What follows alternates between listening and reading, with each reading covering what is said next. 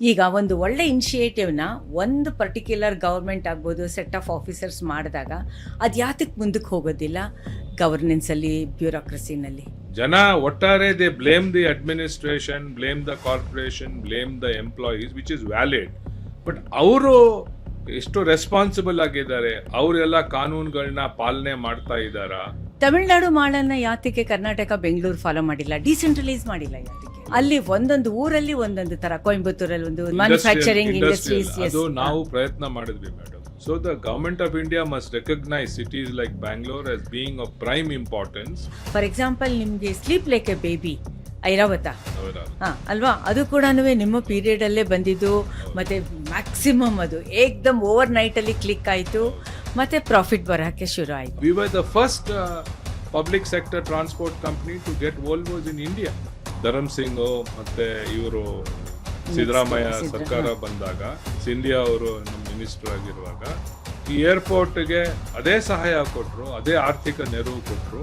ಅದರಿಂದ Bangalore international airport ಕಾರ್ಯಗತ ಆಯಿತು. ಇವತ್ತು ನೋಡಿ ಯಾವ ಸ್ಥಿತಿಯಲ್ಲಿದೆ. It's the best airport in India. ನಮ್ದು neighbouring state, especially Tamil Nadu, overnight change ಆಯಿತು. ಮತ್ತು ಇಲ್ಲಿ ಸೇಮ್ ಪಾರ್ಟಿಯಿಂದ ಇವರು ಡಿ.ಕೆ ಬಂದಿದ್ದಾರೆ.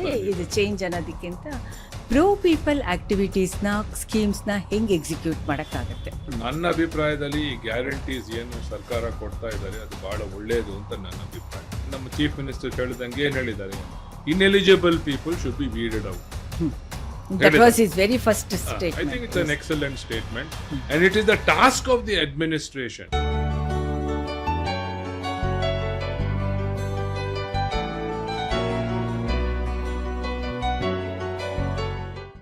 ಹಲೋ, ಇವತ್ತು ನಮ್ಮ ಜೊತೆಗೆ ನಮ್ಮ ಸ್ಟುಡಿಯೋದಲ್ಲಿ ಕೆ ಜಯರಾಜ್ ಇದ್ದಾರೆ. ಪ್ರಾಬಬಲಿ ಇವ್ರ ಬಗ್ಗೆ ನಾವು ಅಷ್ಟೊಂದು ಇಂಟ್ರಡಕ್ಷನ್ ಕೊಡೋ ನೆಸೆಸಿಟಿ ಇಲ್ಲ. ಇವ್ರ ಹೆಸರು ಕೇಳಿದ ತಕ್ಷಣ ನಿಮ್ಗಳಿಗೆ ಗೊತ್ತಾಗೋಗ್ಬಿಡುತ್ತೆ ಯಾರು ಅಂತ. ಬ್ಯಾಂಗ್ಳೂರ್ ಅರ್ಬನ್ ಪ್ಲಾನಿಂಗ್ ಸ್ಪೆಷಲೈಸ್ ಮಾಡ್ಕೊಂಡಿದ್ದಾರೆ. 2 ಸಲ BBMPಗೆ ಕಮಿಷನರ್ ಆಗಿದ್ದಾರೆ. ಆ್ಯಂಡ್ ಮೋಸ್ಟ್ ಇಂಪಾರ್ಟೆಂಟ್ಲಿ ಬೆಂಗಳೂರು ಪ್ಲ್ಯಾನಿಂಗಲ್ಲಿ ಡ್ಯೂರಿಂಗ್ ಹೆಗ್ಡೆ ಟೈಮ್ ಆಗಬಹುದು, ಸ್ಪೆಷಲಿ ಎಸ್ ಎಂ ಕೃಷ್ಣ ಟೈಮ್ನಲ್ಲಿ ಇವರು ಬ್ಯಾಂಗ್ಳೂರ್ ಅಜೆಂಡಾ, ಪ್ರಾಜೆಕ್ಟು, ಡೆವಲಪ್ಮೆಂಟು ಇದೆಲ್ಲ ಮಾಡಿದ್ದಾರೆ. ಬೇಸಿಕಲಿ ಇವರು ಆಫ್ಕೋರ್ಸ್ ನಮಗೆಲ್ಲರಿಗೂ ಗೊತ್ತಾಗೆ ಕರ್ನಾಟಕ ಕ್ಯಾಡರ್ನವರೇ. ಡೆಲ್ಲಿ ಸ್ಕೂಲ್ ಆಫ್ ಎಕನಾಮಿಕ್ಸಲ್ಲಿ MA ಮಾಡಿ, ಪ್ರಿನ್ಸ್ಟನ್ ಕಾಲೇಜಲ್ಲಿ ಹೈಯರ್ ಸ್ಟಡೀಸ್ ಮಾಡಿ, ಮತ್ತು ಅಲ್ಲಿಂದ MPA ಮತ್ತು ಹಾರ್ವರ್ಡ್ ಯೂನಿವರ್ಸಿಟಿಯಿಂದ ಮಾಡಿ ಬೆಂಗಳೂರಿಗೆ, ಇಂಡಿಯಾಗೆ ವಾಪಸ್ ಬಂದು ಇವರು UPSC ಎಕ್ಸಾಮು ಬರೆದಿದ್ದಾರೆ. ಇಷ್ಟೆಲ್ಲ ಹೈಲಿ ಕ್ವಾಲಿಫೈಡ್ ಆಗಿರೋರು ಯಾತಕ್ಕೆ ಇಲ್ಲಿಗೆ ಬಂದರು? ಬೇರೆ ಇನ್ಯಾವುದಾದ್ರೂ ಫೈನಾನ್ಸ್ ಸೆಕ್ಟರ್ಗೋ, ಎಕನಾಮಿಕ್ ಸೆಕ್ಟರ್ಗೋ ಆ ಥರ ಹೋಗಬಾರ್ದಿತ್ತು ಯಾತಕ್ಕೆ ಅಂತ ಅನ್ನಿಸ್ಬಹುದು. ಅದು ನಮಗೂ ಅನಿಸುತ್ತೆ, ನಿಮಗೂ ಅನಿಸುತ್ತೆ. ಬಟ್ ಅದನ್ನು ಮುಂದೆ ಮಾತಾಡೋಣ.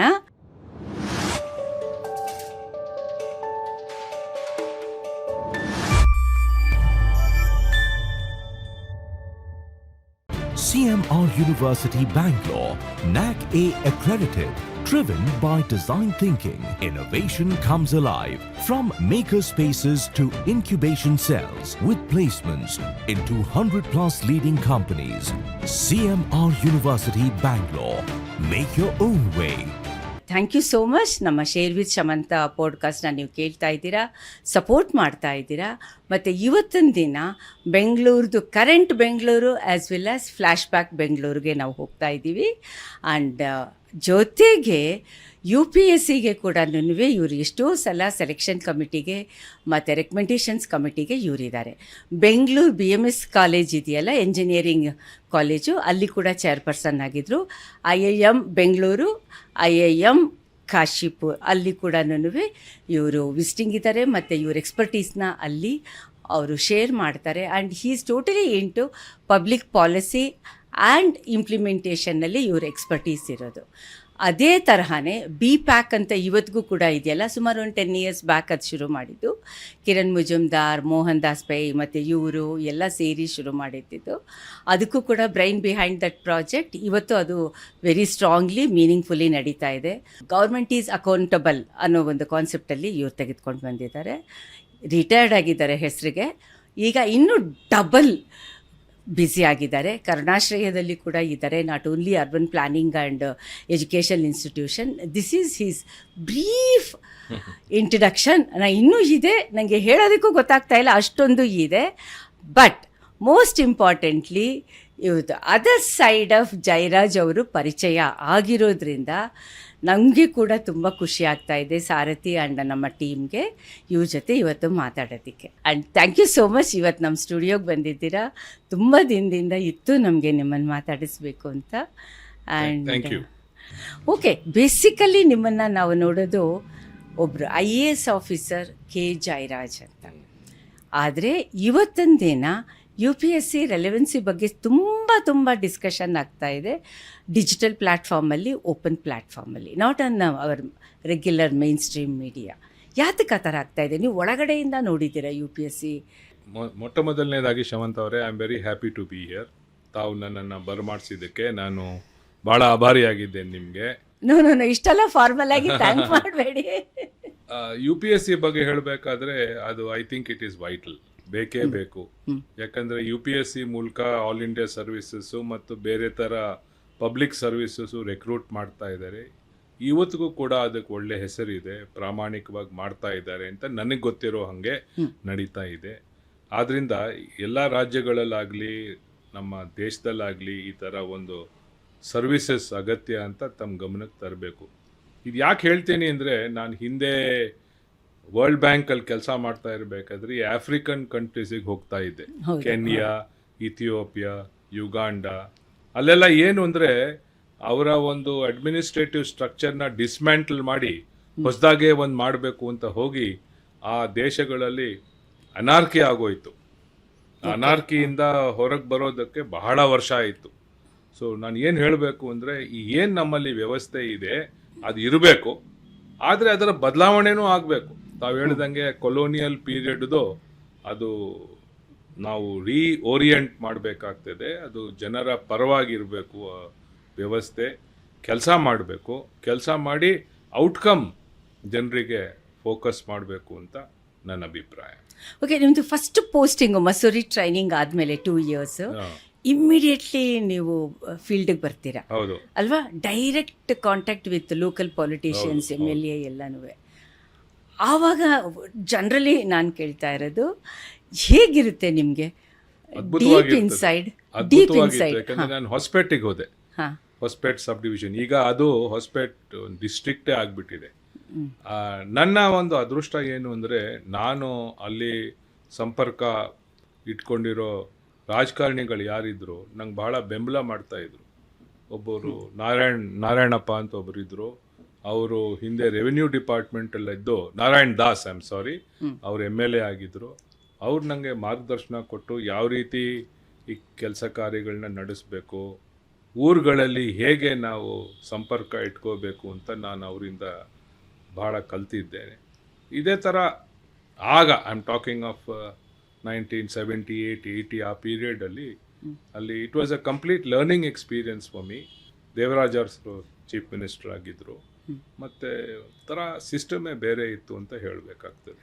ಅವಾಗ ಇನ್ನೂ ಕೂಡ ನಮ್ಮದು ಪ್ರೀ ಇಂಡಿಪೆಂಡೆನ್ಸ್ ಅದು ಇದು ಇನ್ಫ್ಲೂಯೆನ್ಸ್ ಇತ್ತು ಅಂತ ಅನ್ಕೋತೇನೆ, ಅಲ್ವಾ? ಅವಾಗ ಅದೇ ಒಂಥರ ಟಿಪಿಕಲ್ ಸಿನಿಮಾ ಭಾಷೆಯಲ್ಲಿ ಹೇಳಿದ್ರೆ ನ್ಯಾಯ, ನೀತಿ, ಧರ್ಮ ಆ ಥರ ಎಲ್ಲ ಇತ್ತು. ಈಗ ಅದೇ ಥರ ತಗೋತು ಅಂತ ಅಂದರೆ ನೀವು ತುಂಬ ಜನ ಜೂನಿಯರ್ಸ್ನ ನೋಡಿದ್ದೀರಾ, ಗೈಡ್ ಮಾಡಿದ್ದೀರಾ, ಮೆಂಟೋರ್ ಕೂಡ ಮಾಡಿದ್ದೀರಾ. ಇವಾಗ ಹೇಗಿದೆ? ಈಗ ಶಮಂತ, ಪಬ್ಲಿಕ್ ಪ್ರೆಷರ್ಸ್ ಭಾಳ ಜಾಸ್ತಿ ಆಗಿಬಿಟ್ಟಿದೆ. ಈ 24/7 TV ಬಂದಾದಮೇಲೆ ಅಕೌಂಟಬಿಲಿಟಿನೂ ಬೇರೆ ಥರ ಆಗಿಬಿಟ್ಟಿದೆ. ಏನು ಮಾಡಬೇಕು, ಏನು ಮಾಡಬಾರ್ದು ಅಂತ ಒಂದು ಡೌಟ್ ಬರ್ತದೆ. ಮತ್ತು ಇವತ್ತು ಭಾಳ ಒಂದು ವೇಗವಾಗಿ ಕೆಲಸ ಮಾಡಬೇಕಾಗ್ತದೆ. Even our politicians are very demanding. ನಮ್ಮ ಕಾಲದಲ್ಲಿ ಹಿಂದೆ ಅವರು ಒಂಥರ ಸ್ವಲ್ಪ ತಾಳ್ಮೆಯಿಂದ ನಿಮ್ಮ ಮಾತನ್ನು ಕೇಳಿ ಆಯಿತು ಮಾಡ್ಬೋದು ಅಂತ ಇದ್ದ ಒಂದು ವ್ಯವಸ್ಥೆ. ಈಗ ನಾವು you have to be more responsive to everybody. ಅವರು ಈ ಥರ ನೀವೇನು ಒಂದು ಎಕ್ಸ್ಕ್ಯೂಸಸ್ ಕೊಡ್ಬೋದೋ ಅದನ್ನು ಒಪ್ಪಲ್ಲ. So it is a altogether different environment today. ನಾನು ನೋಡ್ತೀನಲ್ಲ, ಜಿಲ್ಲೆಗಳಿಗೆ ಹೋದಾಗ people are under great pressure to work and to perform. But ಇವತ್ತಿಗೂ ಕೂಡ ಒಳ್ಳೆ ಅವಕಾಶ ಇದೆ ಅಂತ ನಾನು ಹೇಳಬೇಕು ನಿಮಗೆ. ಓಕೆ, ನೀವು ತುಂಬ ಆಪ್ಟಿಮಿಸ್ಟಿಕ್ ಆಗಿ ಹೇಳ್ತಾ ಇದ್ದೀರಾ. ಪ್ರಾಬಬಲಿ ನೀವು ಸರ್ವಿಸಿಗೆ ಜಾಯಿನ್ ಆದಾಗ ಅದೇ ಥರ ತುಂಬ ಸೆನ್ಸಿಬಲ್ ಇಂಟೆಲೆಕ್ಚುಯಲ್ ಪೊಲಿಟಿಷಿಯನ್ಸ್ ನಿಮ್ಗೆ ಇದ್ದಿದ್ದರಿಂದ ನಿಮ್ಮ ಒಂದು ಜನ್ರೇಷನಲ್ಲಿ ಸರಿ ಇದೆ. ಬಟ್ ಈಗ most of our politicians are below ಆ್ಯಾವ್ರೇಜಲ್ಲೇ ಇರೋದ್ರಿಂದ ಇಷ್ಟೆಲ್ಲ ಕಷ್ಟಪಟ್ಟು ಬಂದು ಪೊಸಿಷನ್ಗೆ ಬಂದಿರ್ತೀರಾ, ಪವರ್ಗೆ ಬಂದಿರ್ತೀರಾ. Ultimately you people are the rulers. ಆವಾಗ ಅಲ್ಲಿ ಕಾನ್ಫ್ಲಿಕ್ಟ್ ಹೆಂಗಾಗುತ್ತೆ?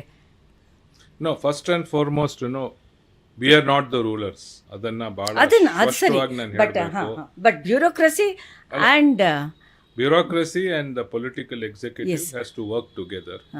ಮತ್ತು ನೀವು ಯಾರು ಬಿಲೋ ಆ್ಯಾವ್ರೇಜ್ ಅಂತ ಹೇಳ್ತೀರೋ, ನಾನು ನೋಡಿರೋ ಹಾಗೆ, ನಾನು BMPL ಕೆಲಸ ಮಾಡಿದ್ದೀನಿ, ಈ ಥರ ಕಡೆ ಎಲ್ಲ ನೋಡಿದ್ದೀನಿ. ಸಾಧಾರಣವಾಗಿ ಯಾರು ಎಲೆಕ್ಟ್ ಮಾಡಿ ಮೇಲಕ್ಕೆ ಬರ್ತಾರೋ ಅವರಿಗೆ ಒಳ್ಳೆ ಒಂದು ಕಾಮನ್ ಸೆನ್ಸ್ ಇರ್ತದೆ. ಅವರಲ್ಲೇ ಭಿನ್ನಾಭಿಪ್ರಾಯಗಳಿರ್ಬೋದು, but when it comes to you they will also assess who you are. So ನನಗೆ ಗೊತ್ತಿರೋ ಹಾಗೆ ನಮ್ಮ ಲೆವೆಲ್ ಆಫ್ ಕಾಂಪಿಟೆನ್ಸ್ ಇದ್ದು ನಾವು ಪ್ರಾಮಾಣಿಕವಾಗಿ ಕೆಲಸ ಮಾಡಿದ್ರೆ generally people respect you. They may not like you but they respect you. And Karnataka ರಾಜ್ಯದಲ್ಲಿ ಒಂದು ವ್ಯತ್ಯಾಸ ಇದೆ ಕಂಪೇರ್ಡ್ ಟು ಅದರ್ ಸ್ಟೇಟ್ಸ್.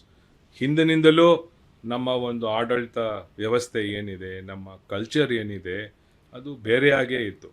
ಅದು ಇನ್ನು ಸ್ವಲ್ಪ ಕಂಟಿನ್ಯೂ ಆಗ್ತಾ ಇದೆ. ಇವತ್ತಿಗೂ ಕೂಡ there is better relationship between the executive and the administration ಅಂತ ನಾನು ತಿಳ್ಕೊಂಡಿದ್ದೀನಿ. ಬೆಂಗಳೂರು ಅಂತ ಬಂದಾಗ ಆಫ್ಟರ್ 20+, ಆವಾಗ ನೀವು ಶುರು ಮಾಡಿದಾಗ 2000ಅಲ್ಲಿ ಲೇಟ್ 90sಲ್ಲಿ ಜಸ್ಟ್ ಆಫ್ಟರ್ 91 ರಿಫಾರ್ಮ್ಸಲ್ಲಿ ಆಗಿರುವಂಥ ಚೇಂಜಸ್ಸು.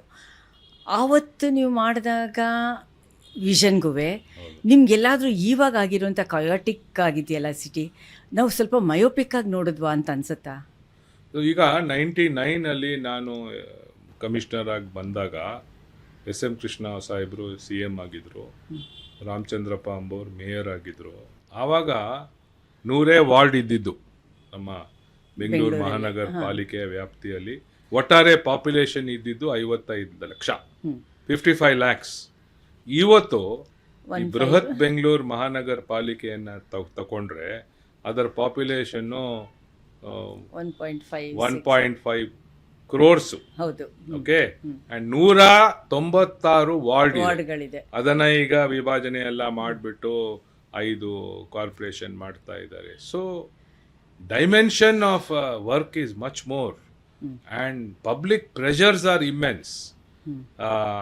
ಯಾವ ರೀತಿ ಅಂದರೆ ಈಗ public are more demanding and ಇನ್ನೊಂದು ಕಡೆಯಿಂದ ದ ಕಾರ್ಪೊರೇಷನ್ ಅಥವಾ the local body they are not able to cope with the demand because of 2 reasons. One, ಅವರ ಇಂಟರ್ನಲ್ ಕೆಪಾಸಿಟಿ ಏನಿದೆ ಅದು ಕಡಿಮೆ ಆಗಿದೆ, ಸಾಲದು.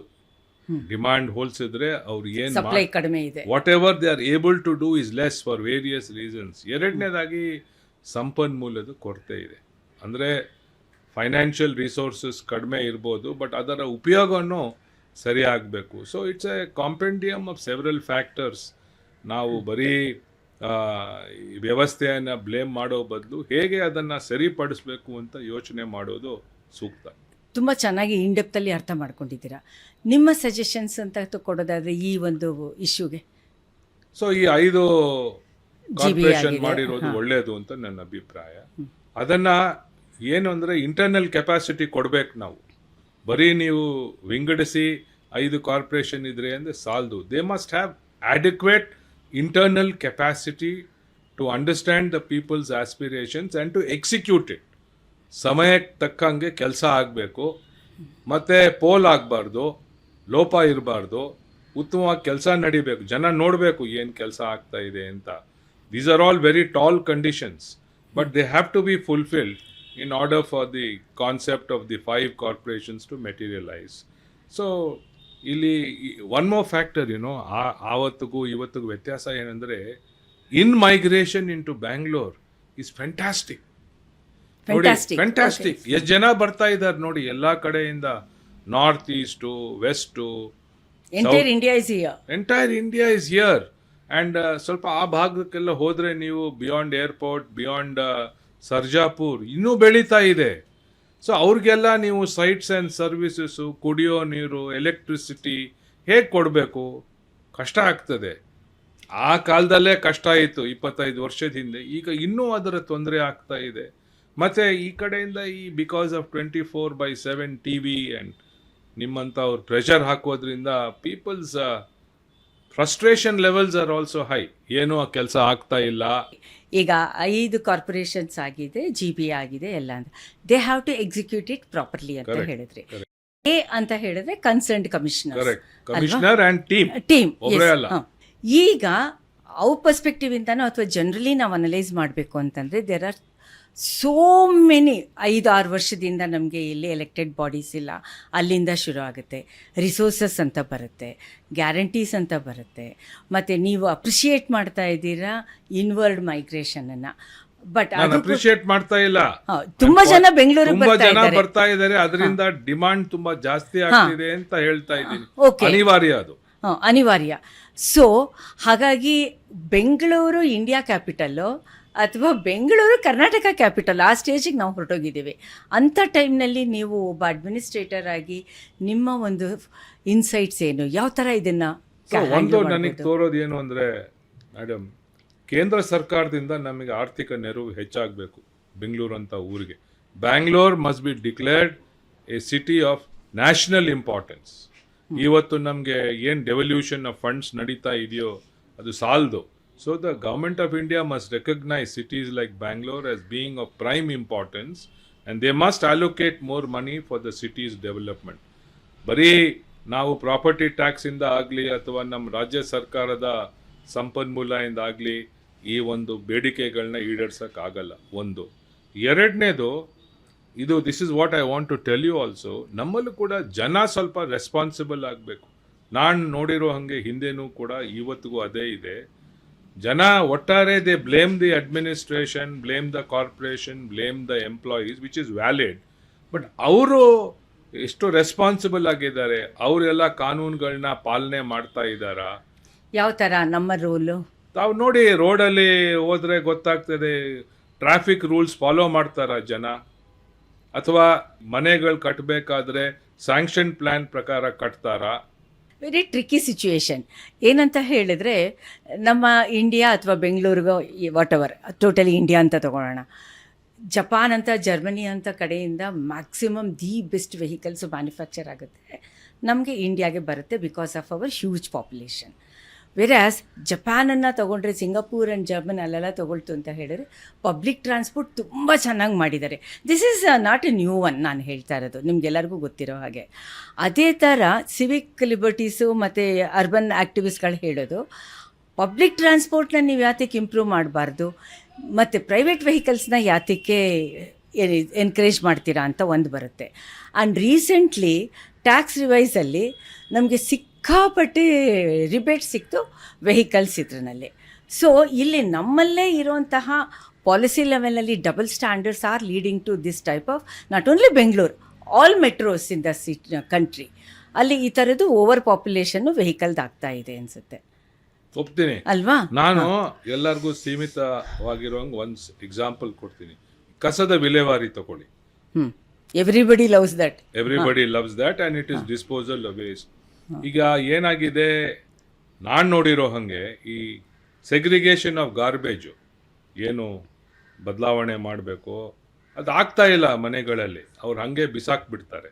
ಎರಡನೇದಾಗಿ ಅವ್ರ ಮನೆಯನ್ನು ಸ್ವಚ್ಛವಾಗಿ ಇಟ್ಕೊಳ್ತಾರೆ, ಬಟ್ ಹೊರಗಡೆ ಕಸ ಚೆಲ್ತಾರೆ. ನಾನು ನೋಡಿರೋ ಹಾಗೆ ಈ ಸ್ಟಾಮ್ ವಾಟರ್ ಡ್ರೈನ್ಗಳಲ್ಲೇ ಎಲ್ಲ ಡೆಬ್ರಿ ಮತ್ತು ಕಸ ಚೆಲ್ಲೋದನ್ನು ನಾವು ನೋಡ್ತಾ ಇದ್ದೀವಿ.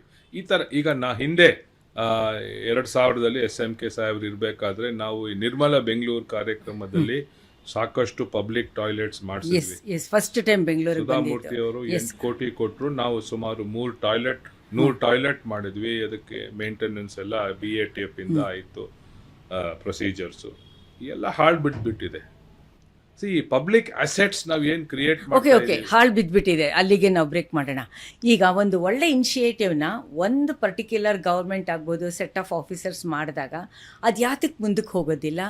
ಗವರ್ನೆನ್ಸಲ್ಲಿ, ಬ್ಯೂರೋಕ್ರಸಿನಲ್ಲಿ ಯಾತಕ್ಕೆ ಹೋಗಲ್ಲ ಮುಂದಕ್ಕೆ? It was a very first time ಇಂದ ಮುಂದೆ ಹೋಯ್ತು. ಇವಾಗಲೂ ಇದೆ, ಇಲ್ಲ ಅಂತ ನಾ ಹೇಳಲ್ಲ, ಮುಂದೆ ಹೋಯ್ತು. But I am focusing on the point of maintenance of assets by the public. ಆಗ್ತಾ ಇಲ್ಲ ಅಂತ ಹೇಳ್ತಾ ಇದ್ದೀನಿ. Public are not used to maintain assets which are in the government ownership as well as they do at home. ಅದು ಒಂದು Civic ಕೊರತೆ ಇದೆ ಅದು. I have found it all over. ಇದು ಬರೀ, and by the way it's not only uneducated people, even among educated people that kind of Civic responsibility ಕಡಿಮೆ ಅಂತ ನೀವು ಹೇಳ್ತಾ ಇದ್ದೀರಾ. ಓಕೆ, ಇವಾಗ ಸಪೋಸ್ ಈಗ GBA ನಾವು ಜಸ್ಟ್ ರೀಸೆಂಟ್ಲಿ ಒಂದು 10 days ಬ್ಯಾಕು ವೇಸ್ಟ್ ಪಿಕರ್ಸ್ ಹತ್ರ ಮಾತಾಡ್ತಾ ಇದ್ವಿ. ಸರಿ. ಒಬ್ಬರು ಟಿಪಿಕಲ್ ಹಳೆ ಬೆಂಗಳೂರು ರೆಪ್ರೆಸೆಂಟೇಟಿವ್ ವೇಸ್ಟ್ ಪಿಕ್ಕಿಂಗಲ್ಲಿ, ಮತ್ತೊಬ್ಬರು ಹೊಸ ಏರಿಯಾದಲ್ಲಿ ಈ ಬೆಳ್ಳಂದೂರು ಮಾರತಹಳ್ಳಿ ಅಂಥ ಕಡೆ. ಅಲ್ಲಿ ಕೆಲವೆಲ್ಲನೂ ನಿಮ್ಮ ಫೇವ್ರೇಟ್ ಸಬ್ಜೆಕ್ಟು ಸೆಗ್ರಿಗೇಷನ್ನು ಅಲ್ಲಿ ಆಗ್ತಾ ಇದೆ, ಇಲ್ಲಿ ಆಗ್ತಾ ಇಲ್ಲ. ಇಲ್ಲಿ ಯಾತಕ್ಕೆ ಆಗ್ತಾ ಇಲ್ಲ ಅಂತ ಅವ್ರಿಗೆ ನಾವು ಕಾನ್ವರ್ಸೇಷನ್ನಲ್ಲಿ ಮಲ್ಟಿಪಲ್ ಕ್ವಶನ್ಸ್ ಹಾಕಿ ಮುಂದಕ್ಕೆ ಹೋಯ್ತು ಅಂತಂದರೆ ಅಕೌಂಟಬಿಲಿಟಿ ಅಲ್ಲಿ ಇಲ್ಲವೇ ಇಲ್ಲ. ಮತ್ತು ಇವಾಗ ಪೀನಲೈಸ್ ಮಾಡಬೇಕಂತಂದರೆ ಡಿಪಾರ್ಟ್ಮೆಂಟ್ ಶುಡ್ ಪೀನಲೈಸ್. ನಮಗೆ ಪೀನಲೈಸ್ ಮಾಡೋವರೆಗೂ ನಮಗೆ ಬುದ್ಧಿ ಬರಲ್ಲ ಅನ್ನೋದು ಕೂಡ ಒಂದು ಆಕ್ಸೆಪ್ಟೆಡ್ ಫ್ಯಾಕ್ಟ್ ಆಗುತ್ತೆ. ಇಂಥ ಟೈಮ್ನಲ್ಲಿ ರೋಲ್ ಆಫ್ ಅಡ್ಮಿನಿಸ್ಟ್ರೇಷನ್ ಮತ್ತು establishment places a major role. You right, absolutely correct. And administration has to take hard and unpleasant decisions. ಆ ಥರ ಅನ್ಪ್ಲೆಸೆಂಟ್ ಡಿಸಿಷನ್ಸ್ ತಗೊಂಡ್ರೆ ಜನನೂ ಕೋಪಕ್ಕೆ ಹೇಳ್ತಾರೆ, ಜನ ಎಕ್ಸೆಪ್ಟ್ ಮಾಡಲ್ಲ. ಏನಾಗುತ್ತೆ ಅಂತ ಹೇಳಿದ್ರೆ, ಪ್ರಾಪರ್ ಅಡ್ಮಿನಿಸ್ಟ್ರೇಷನ್ ಇದ್ದರೆ ನಾವುಗಳು ಏನು ಮಾತಾಡೋದಿಲ್ಲ, ಹೆದರ್ಕೋತೀವಿ, ರೆಸ್ಪೆಕ್ಟ್ ಮಾಡ್ತೀವಿ. ಪ್ರಾಪರ್ ಅಡ್ಮಿನಿಸ್ಟ್ರೇಷನ್ ಇಲ್ಲ ಅಂದಾಗ ಅಪ್ಪರ್ ಹ್ಯಾಂಡ್ ನಮ್ದಾಗುತ್ತೆ. ಈಗ ನಾನು ಒಂದು ಉದಾಹರಣೆ ಕೊಡ್ತೀನಿ. ನಿಮ್ಮ ಇದಕ್ಕೆ ಸ್ಟುಡಿಯೋಗೆ ಬರಬೇಕಾದ್ರೆ ಅಲ್ಲಿ ಮಧ್ಯದಲ್ಲಿ ಒಂದು ಬಹಳ ಲೆವೆಲ್ ಇದು ಬಹಳ ಇದು ಟ್ರಾಫಿಕ್ ಇರೋ ಕಡೆ ಇದ್ದಕ್ಕಿದ್ದಂಗೆ ಟ್ರಾಫಿಕ್ ನಿಂತೋಯ್ತು. ಅದು ಯಾಕೆ ಅಂದ್ರೆ ಅದು ಯಾವುದೋ ಟ್ಯಾಕ್ಸಿಗೆ ಒಬ್ರು ಸ್ಕೂಟರಿಸ್ಟ್ ಉಜ್ಜಿದ್ದಾರೆ. ಅವರು ಅದ ರೋಡ್ ಮಧ್ಯದಲ್ಲೇ ಮಾತಾಡ್ತಾ ಇದ್ದಾರೆ. ಮತ್ತಿನ್ನೇನ್ ಮಾಡ್ತಾರೆ? In the middle of the road, no, they should at least go to the side of the road. No, they should know that the traffic is moving. So ಒಂದು 10 ನಿಮಿಷ ಅಲ್ಲೇ ಎಲ್ಲರೂ ನಿಂತುಬಿಟ್ರು. Think of the way. Now what I'm saying is resolution of issues cannot take place in that manner. Public has to be conscious of itself. ಇದು ತುಂಬಾ ನಗು ಬರುವಂತ ವಿಷಯ. ಅಲ್ಲಿ ಇಬ್ರು ಕೂಡ ತೂತು ಮೈಮೆ ಆಗ್ತಾ ಇರುತ್ತೆ ಮಧ್ಯದಲ್ಲಿ, ಆಯ್ತಾ? ಅಲ್ಲಿ ಅವರು ಎಮೋಷ್ನಲಿ ಹೈ ವೋಲ್ಟೇಜ್ ಡ್ರಾಮಾ ನಡೀತಾ ಇರುತ್ತೆ. ನೀವಿಷ್ಟು ಶಾಂತವಾಗಿ ಯಾವುದೋ ಒಂದು ಸ್ವಾಮೀಜಿ ಹೇಳ್ದಂಗೆ ಹೇಳ್ತಾ ಇದ್ದೀರಾ. How can it be possible? ಬೆಂಗಳೂರಿನಲ್ಲಿ ಅಷ್ಟೊಂದು ಟ್ರಾಫಿಕ್ ಇದೆ. ನಾನು ಹೇಳೋದು ದೇಶ ಬೇರೆ ವಿದೇಶದಲ್ಲಿ ಈ ತರ ಅಲ್ಲಿ ಅಂಡರ್ ಪಾಪ್ಯುಲೇಷನ್ ಈ ತರ ಏನಾದ್ರೂ ಆದ್ರೆ they will go to the side, they will discuss, they will exchange each others cards. I am saying it's not a model for us to follow, but what I'm trying to say is generally greater civic responsibility is required as a counterpart to accountability. Okay, that's the limited point. Fine. ಇವಾಗ ಇದಕ್ಕೆ ನಾನು ಒಂದು ಜಾಯಿಂಡರ್ ಕೊಡಬೇಕು ಅಂತಂದ್ರೆ recently few days ago ಗವರ್ನರ್ದು convoy ಬರುತ್ತೆ ಅಂತ ಹೇಳಿ ಫುಲ್ ಸ್ಟಾಪ್ ಮಾಡಿದ್ರು. ಒಂದು ಪ್ರೆಗ್ನೆಂಟ್ ವುಮೆನ್ ಗಂಡ ಪ್ರೊಟೆಸ್ಟ್ ಮಾಡಿದ್ದು ನ್ಯಾಷನಲ್ ನ್ಯೂಸ್ ಆಯ್ತು. ಸೊ ಇಲ್ಲಿ ನೀವು ಹೇಳೋ ತರ ತಗೊಂಡ್ರೆ ನೀವುಗಳು ಕೂಡ ಆ ಒಂದು ಹಳೆಯ ಕಾಲದ ಥರ ಇವಾಗ ಕೂಡ ಡೆಮೋಕ್ರಸಿ ಅಂತ ಹೇಳಬೇಕಾದ್ರೆ ಎಷ್ಟು ಮಟ್ಟಿಗೆ ಪಬ್ಲಿಕ್ನ ಸ್ಟಾಪ್ ಮಾಡಿ ಟ್ರಾಫಿಕ್ನ ಸ್ಟಾಪ್ ಮಾಡೋದಕ್ಕೆ ಸಾಧ್ಯ ಆಗುತ್ತೆ. So don't you think that is also an offence? It is absolutely correct in the sense. ನಾನು ಇವತ್ತು ಇನ್ನೊಂದು ಇನ್ಸ್ಟೆನ್ಸ್ ಕೊಡ್ತೀನಿ. ನಮ್ಮ ಮನೆಯಿಂದ ಬಿಡಬೇಕಾದ್ರೆ ಬೆಳಗಿಂದ 9 ಗಂಟೆಯಿಂದ ಟ್ರಾಫಿಕ್ನ 0 ಟ್ರಾಫಿಕ್ ಅಂತ ಮಾಡಿಬಿಟ್ಟಿದ್ರು. ಯಾಕೆ ಅಂದ್ರೆ ಅದು ಯಾರೋ ಬಹಳ ಗ್ರೇಟ್ ನ್ಯಾಷನಲ್ ಲೀಡರ್ ಆ ಕಡೆ ಬರ್ತಾ ಇದ್ದಾರೆ, ಆದ್ರಿಂದ ಟ್ರಾಫಿಕ್ ನ ಸ್ಟಾಪ್ ಮಾಡಿದೀವಿ. ಎಷ್ಟು ಗಂಟೆಗೆ ಲೀಡರ್ ಬರ್ತಾರೆ? ಅದು 1 ಗಂಟೆ ಮಧ್ಯಾಹ್ನ. ಬೆಳಗ್ಗೆ 9 ಗಂಟೆಯಿಂದ ಸ್ಟಾಪ್ ಮಾಡಿದ್ದಾರೆ. ಸೊ ಅದನ್ನೆಲ್ಲ I don't condone that at all. I'll say yes, 0 traffic is required for VVIPs because of security reasons. ನಾನು ನೋಡಿದ್ದೀನಿ ಖುದ್ದಾಗಿ.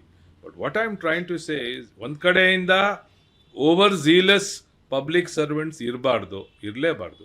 ಇನ್ನೊಂದು ಕಡೆಯಿಂದ ಬೆಂಗಳೂರು ಸರಿಯಾಗಿ ನಡಿಬೇಕಾದ್ರೆ ಜನನು ಸ್ಪಂದಿಸಬೇಕು ಅಂತ ಅಷ್ಟೇ ಲಿಮಿಟೆಡ್ ಪಾಯಿಂಟ್ ನಾನು ಹೇಳೋದು. ಆಮೇಲೆ ಇನ್ನೊಂದು, ಈ ಬೆಂಗಳೂರು ಬಗ್ಗೆ ಇಷ್ಟು ಟೀಕೆ ಮಾಡ್ತಾರಲ್ಲ ಎಲ್ಲ, one thing is it's a natural magnet. ನಾನು ಇತ್ತೀಚೆಗೆ ಬೇರೆ ಊರುಗಳಿಗೆ ಹೋಗ್ತೀನಲ್ಲ, ಅವ್ರು ಏನಂತಾರೆ, we are envious of Bangalore. Bengaluru is like America ಅಂತಾರಲ್ಲ. It is a technology centre, startup, ಮತ್ತೆ ಎಲ್ಲಾ ಕಡೆಯಿಂದ ಜನ ಬರ್ತಾ ಇದ್ದಾರೆ, ಎಲ್ಲರಿಗೂ ಕೆಲಸ ಸಿಗ್ತಾ ಇದೆ. ಇತ್ತು, ಇವಾಗ ತುಂಬಾ ಜನ ಹೊರಟು ಹೋಗ್ತಾ ಇದ್ದಾರೆ. ಯಾರು ಹೊರಟೋಗ್ತಾ ಇಲ್ಲ, ಬೇಕಾದಷ್ಟು. ಈಗ ನೋಡಿ, ಒಂದು ಗ್ಲೋಬಲ್ ಕೇಪಬಿಲಿಟಿ ಸೆಂಟರ್ ಅಂತ ವಿದೇಶದಿಂದ ಇಲ್ಲಿ ಬಂದು ಆಫೀಸ್ ಬ್ಯಾಕ್ ಆಫೀಸ್ ಎಸ್ಟಾಬ್ಲಿಷ್ ಮಾಡ್ತಿದ್ದಾರೆ GCC. Bangalore has the highest number of GCCs. And what we should be proud of in Bangalore is the kind of entrepreneurship we have. Narayan Murthy ಅವರು, ಪ್ರೇಮ್ಜಿ ಅವರು, ಆ ಕಾಲದವರು, ಈಗ ನಮ್ಮ ಕಿರಣ್ ಮಜುಮ್ದಾರು, ಬೇರೆಯವರೆಲ್ಲ, they are really fantastic. They are pride of the country. We should be proud of them. Okay, ನಾವು ಬೆಂಗಳೂರು ಅಂತ ಅಂದಾಗ ನಾವು ಅನ್ಎಕ್ಸ್ಪೆಕ್ಟೆಡ್ ಅಂತರ ಇದು ಇಟ್ ವಾಸ್ ನಾಟ್ ಎಕ್ಸ್ಪೆಕ್ಟೆಡ್ ಇಷ್ಟು ಬೇಗ ಈ ಥರ ಆಗುತ್ತೆ ಅಂತ 20 years ago. ಆದರೆ ತಮಿಳ್ನಾಡು ಮಾಡಲ್ನ ಯಾತಕ್ಕೆ ಕರ್ನಾಟಕ ಬೆಂಗಳೂರು ಫಾಲೋ ಮಾಡಿಲ್ಲ, ಡಿಸೆಂಟ್ರಲೈಸ್ ಮಾಡಿಲ್ಲ ಯಾತಕ್ಕೆ? ಯಾವ ಥರ ಡೀಸೆಂಟ್? ಅಲ್ಲಿ ಒಂದೊಂದು ಊರಲ್ಲಿ ಒಂದೊಂದು ಥರ, ಕೊಯಂಬತ್ತೂರಲ್ಲಿ ಒಂದು, ತ್ರಿಪುರ, ತಿರುಚೂರು, ಮ್ಯಾನುಫ್ಯಾಕ್ಚರಿಂಗ್ ಇಂಡಸ್ಟ್ರೀಸ್. ಅದು ನಾವು ಪ್ರಯತ್ನ ಮಾಡಿದ್ವಿ ಮೇಡಮ್ ಭಾಳ.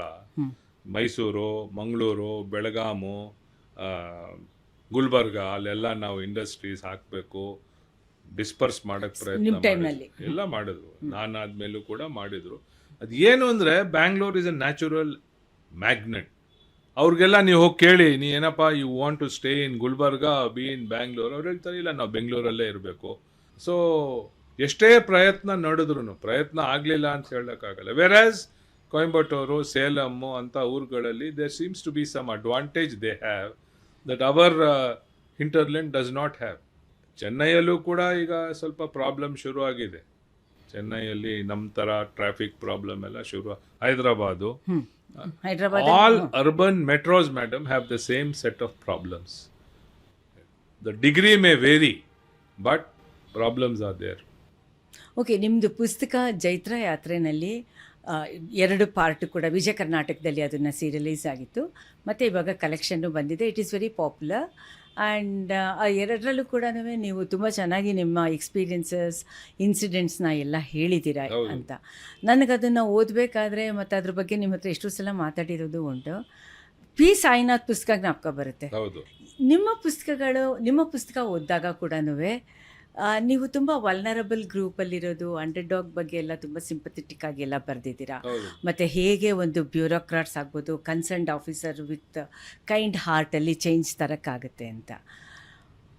ಅದನ್ನು ನೀವುಗಳು ನಾರ್ಮಲಿ ಬಿಲೋ ಪಾವರ್ಟಿ ಲೈನು ಮತ್ತು ಪುವರ್ ಕ್ಯಾಟಗರಿನಲ್ಲಿ ಮಾತ್ರ ಇದನ್ನು ಮಾಡ್ತೀರಾ.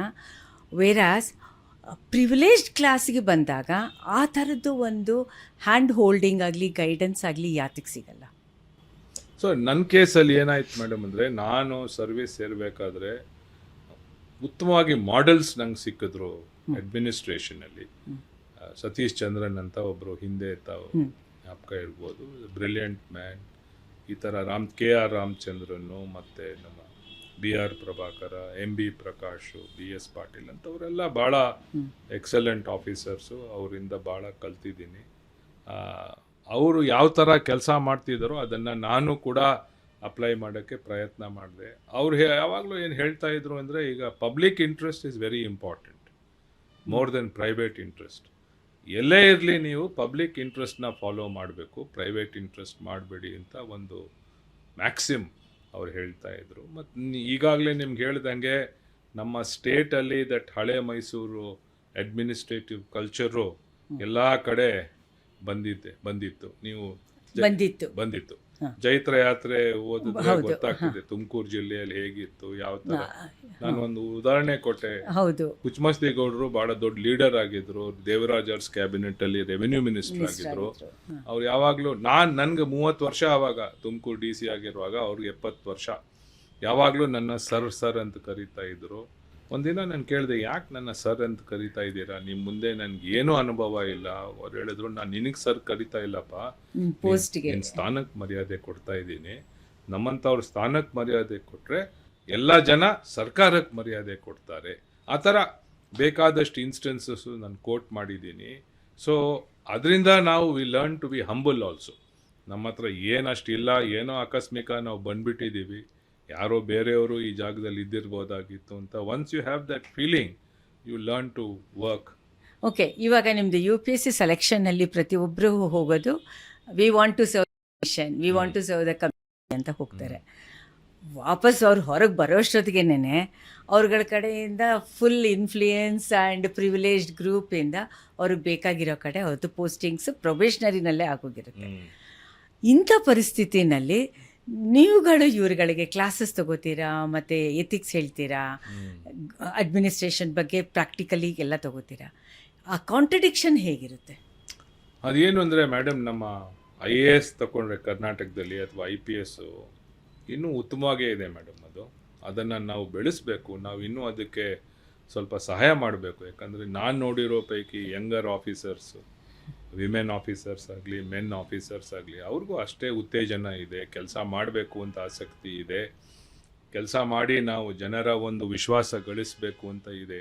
ಅದೇನಾಗ್ತದೆ, ಇವತ್ತಿನ ದಿವಸ ಬದಲಾವಣೆಗಳು ಭಾಳ ಇದೆ. ದಿಢೀರಂತ ಟ್ರಾನ್ಸ್ಫರ್ ಆಗ್ತದೆ. ಯಾತಕ್ಕೆ ಆ ಥರ ಆಗುತ್ತೆ?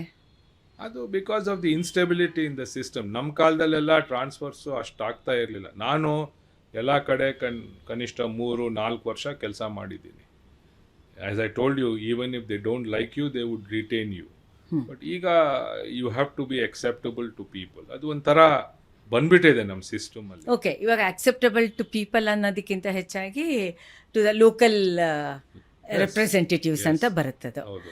ಓಕೆ, ಇಲ್ಲಿ psychological factors places a major role. Because ನೀವು ಅಷ್ಟೆಲ್ಲ ಕಷ್ಟಪಟ್ಟಿರ್ತೀರ, you really want to serve to the community ಅಂತ ಒಂದು ಕಮಿಟ್ಮೆಂಟ್ ಇಟ್ಕೊಂಡು ಬಂದಿರ್ತೀರ. ಇಂಥ ಟೈಮ್ನಲ್ಲಿ ಐಡಿಯಾಲಜಿಕಲ್ ಡಿಫ್ರೆನ್ಸಸ್ನ ಹೇಗೆ ಹ್ಯಾಂಡಲ್ ಮಾಡ್ತೀರಾ? ಆಫೀಸರ್ಸ್ಗೆ ಐಡಿಯಾಲಜಿಕಲ್ ಡಿಫ್ರೆನ್ಸಸ್ ಇರೋಕ್ಕೆ ಸಾಧ್ಯವಿಲ್ಲ. Because you have to implement government policy. ಇಲ್ಲ, ಒಪ್ಕೋತೀನಿ ನಾನು ಅದನ್ನ. ಐಡಿಯಾಲಜಿಕಲ್ ಅನ್ನೋದಕ್ಕಿಂತ ಹೆಚ್ಚಾಗಿ ನಿಮಗೆ ಒಂದು ಕಮಿಟ್ಮೆಂಟ್ ಇರುತ್ತೆ, ಅಲ್ಲಿ ಒಂದು ಲೆಕ್ಕಾಚಾರ ಇರುತ್ತೆ. You have to be aware of that and ನಿಮ್ಮ ಲಕ್ಷ್ಮಣ್ ರೇಖೆ ಏನು ಅಂತ ತಿಳಿಸ್ಬೇಕಾಗ್ತದೆ ಮೇಡಮ್. ನೀವು ಭಯಪಟ್ಟು ನಾನು ಲಕ್ಷ್ಮಣ್ ರೇಖೆ ಎಲ್ಲಿದೆ ಅಂತ ಹೇಳಂಗಿದ್ರೆ ಕಷ್ಟಕ್ಕೆ ಬರ್ತೀರಾ. ಅದಕ್ಕೂ ಅದರ ಪರಿಣಾಮನೂ ಇದೆ. It's not as though it's a bed of roses, ನೀವು ಎಲ್ಲ ಬೇಕಾದರೆ ದಾಟ್ಕೊಂಡು ಹೋಗ್ಬಿಡ್ಬೋದು. ಕಷ್ಟನೂ ಬರ್ತದೆ, ಎಷ್ಟೋ ಜನ ಕಷ್ಟನೂ ಬಂದಿದೆ. They have to face it. Because ಇವತ್ತು the work of administration is much more complex than what it was in my time. This is because of the demands on the system. It is because of the younger nature of politicians. It is because of the growth of all these business interests in administration, mining, real estate, ಅದೆಲ್ಲ ಕೇಳ್ತೀವಲ್ಲ. ಆಗ ಆ ಥರ ಇರಲಿಲ್ಲ ಅಷ್ಟು. ಅಂದರೆ it was not of that degree. ಈಗ magnitude is much more, and so people become much more impatient. ಅವ್ರು election ನಿಲ್ಲಬೇಕಾದ್ರೆ ಕಷ್ಟಪಡಬೇಕಾಗ್ತದೆ. So there are lot of changes that have taken place in our system compared to earlier days. ಅದಕ್ಕೆ ನಾನು ಇವಾಗ current situation ಬಗ್ಗೆ ಅದಕ್ಕೆ ನಾನು ಕೇಳ್ತಾ ಇರೋದು. ಅನ್ರೆಸ್ಟ್ ಜಾಸ್ತಿ ಆಗಿದೆ, ಮತ್ತು ನೀವು ಆಫೀಸರ್ಸ್ ಫ್ರೀಕ್ವೆಂಟ್ ಟ್ರಾನ್ಸ್ಫರ್ ಅಂತ ಹೇಳ್ತಾ ಇದ್ರಿ. ಫ್ರೀಕ್ವೆಂಟ್ ಟ್ರಾನ್ಸ್ಫರ್ಸ್ ಯಾತಕ್ಕಾಗುತ್ತೆ ಅಂತಂದರೆ probably if they are very committed and honest officers ಆಯಿತು ಅಂತ ಹೇಳಿದ್ರೆ ಫ್ರೀಕ್ವೆಂಟ್ ಟ್ರಾನ್ಸ್ಫರ್ಸು ಆಗ್ತಾ ಇದೆ ಅನ್ನೋದು ಒಂದು ಇವಾಗ ಅದೊಂಥರ ಅಕ್ಸೆಪ್ಟೆಡ್ ನಾರ್ಮ್ ಆದಂಗಾಗಿದೆ. 2 ಲೆವೆಲ್ ಇದೆ ಮೇಡಮ್. ಈಗ ಹೊಸ ಸರ್ಕಾರ ಬಂದಿದೆ, ತಾವು ಅಧಿಕಾರಿಗಳನ್ನ ಯಾರ್ಯಾರು ಎಲ್ಲೆಲ್ಲಿ ಬಂದಿದ್ದಾರೆ ನೇಮಕ ಮಾಡಿರೋದನ್ನು ನೋಡಿದ್ರೆ ಉತ್ತಮವಾಗಿರೋ ಅಧಿಕಾರಿಗಳು. I can honestly say that all the people who are at the top are excellent officers. That's why they have been put there. But the real pressure is at the bottom. ಈ assistant ಕಮಿಷನರ್ಗಿಂತ ಕೆಳಗೆ ಯಾರಿರ್ತಾರೆ, tahsildar, sub registrar, police inspector, sub inspector, ಅವರ work ಚಾಲೆಂಜಸ್ಸೇ ಬೇರೆ. Ground level ಅವ್ರು they have to cope with all the demands. They have to also get on with the local representatives. ಅವರು local representatives may be much more vociferous than at the top. See, ಮೇಲ್ಗಡೆ you have to perform, you have to deliver, okay, and the objectives are well defined by and large. But at the bottom, it's in a state of flux. So we have to understand this, and in my opinion, you have to strengthen the people at the cutting edge. Okay. ಅವ್ರಿಗೂ ನಾವು ಒಳ್ಳೆ ಒಂದು work condition ಕೊಡಬೇಕು, ಮತ್ತೆ self esteem ಜಾಸ್ತಿ ಮಾಡಿಸ್ಬೇಕು. ಈ assistant health officer, assistant revenue officer, ಇನ್ನೂ ಕೆಳಗಡೆ ಅವ್ರಿಗೆಲ್ಲ ನಾವು ಟ್ರೈನಿಂಗ್ ಕೊಡಬೇಕು. ಯಾವ ರೀತಿ ನಮ್ಮ IAS ಆಫೀಸರ್ಸ್ಗೆ ಮೋಟಿವೇಶನು, ಟ್ರೈನಿಂಗು ಮಸೂರಿಲ್ಲ ಕಳಿಸ್ತೀವೋ KS ಅವ್ರಿಗೆ ಮೈಸೂರಿಗೆ, ಇವ್ರುಗಳಿಗೂ ನಾವು ಉತ್ತೇಜನ ಕೊಡಬೇಕು. You mean to say capacity building. ನಾನು ಅದನ್ನು ಶುರು ಮಾಡಿದೆ ಟ್ರಾನ್ಸ್ಪೋರ್ಟ್ ಡಿಪಾರ್ಟ್ಮೆಂಟ್ ಅಲ್ಲಿ ನಾನು ಕಮಿಷನರ್ ಆಗಿರುವಾಗ. For the first time I had requested the government and they agreed that we should train our newly recruited ARTOs and RTOs at Mysuru.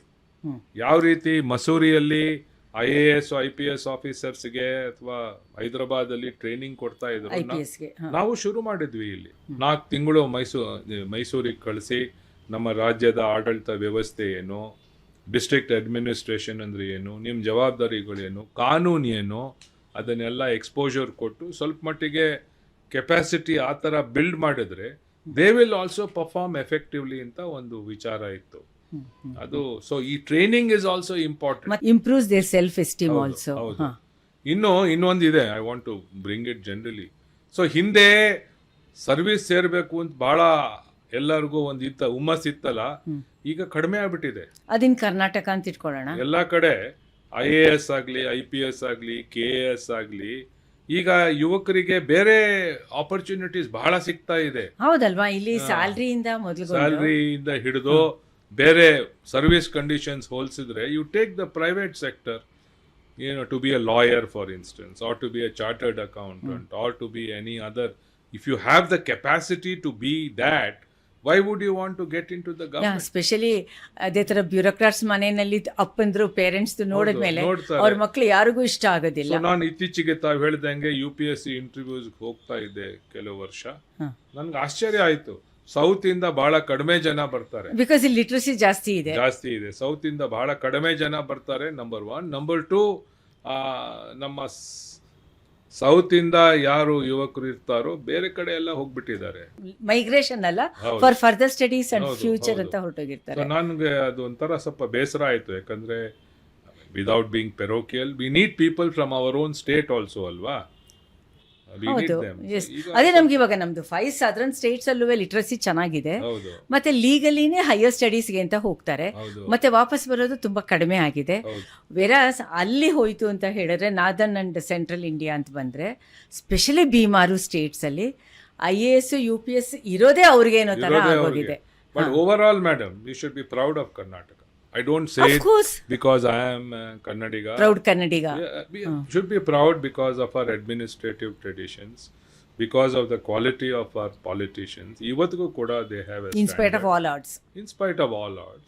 And because of our system, how it runs and how it is responsive to the public. And ಇನ್ನೊಂದಿದೆ ಮುಖ್ಯವಾಗಿರೋ ವಿಚಾರ, ಇದು ನಾವು SM Krishna ಅವರಿಗೆ ಯಾಕೆ ನೆನ್ಸ್ಕೋಬೇಕು ಅಂದ್ರೆ, ಈ public private partnership ಅಂತ ನೀವೇನ್ ಹೇಳಿದ್ರಲ್ಲ, ಇದು ಅವ್ರ ಕಾಲದಲ್ಲೇ ಶುರು ಆಯ್ತು. ಹೌದು, ಆ ವರ್ಡ್ ಅವಾಗಲೇ ಕಾಯಿನ್ ಆಗಿದ್ದು. Bangalore agenda task force, Nandan Nilekani ಅವರೆಲ್ಲ, ರವಿಚಂದ್ರನ್ ಬಂದಿರೋದು ಆ ಕಾಲದಲ್ಲಿ.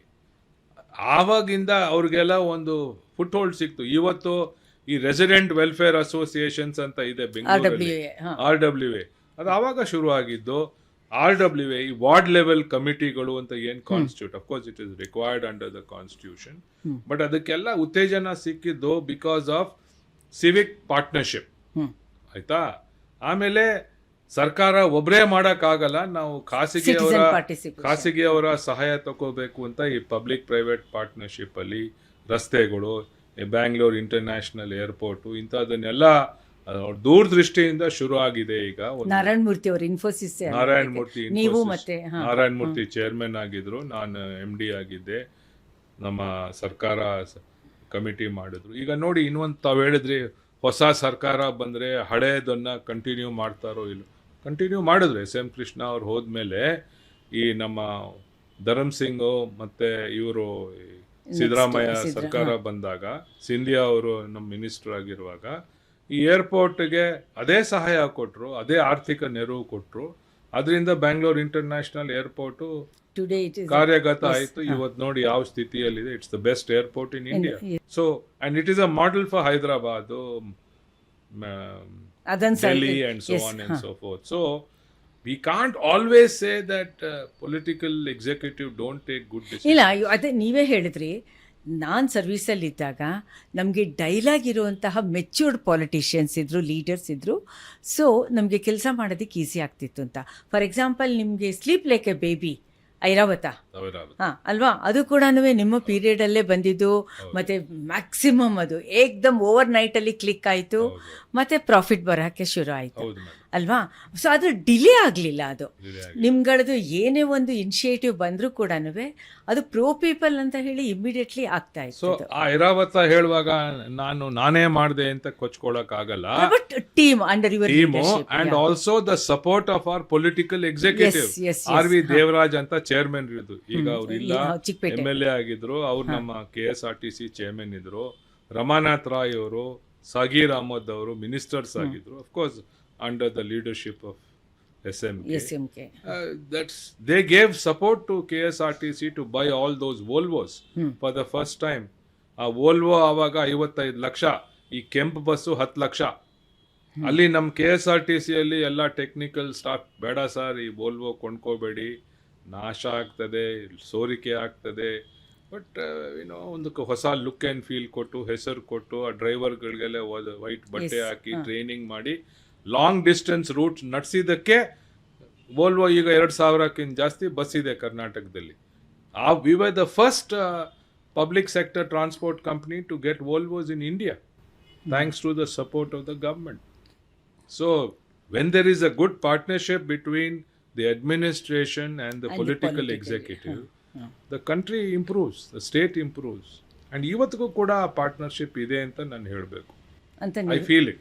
And although I am not part of the system, ನಾನು ಹೊರಗಡೆಯಿಂದ ನೋಡ್ತಾ ಇದ್ದೀನಿ, I feel that we have a very good political team, we have good administrators, and together they can and should work and will work for the state.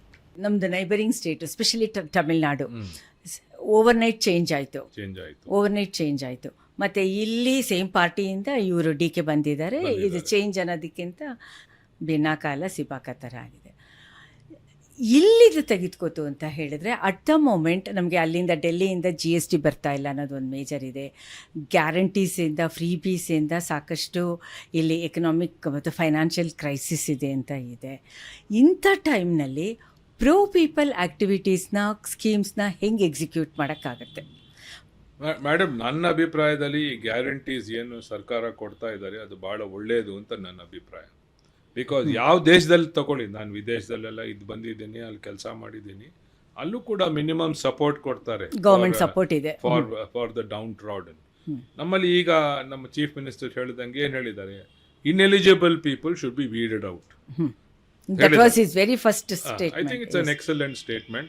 And it is the task of the administration to take it up in right earnest, to conduct the verification. And ಯಾರು ineligible people ಹೋಗಿದ್ಯೋ ನಿಲ್ಲಿಸ್ಬಿಡ್ಬೇಕು, ಮುಲಾಜಿಲ್ದಂಗೆ ನಿಲ್ಲಿಸ್ಬೇಕು.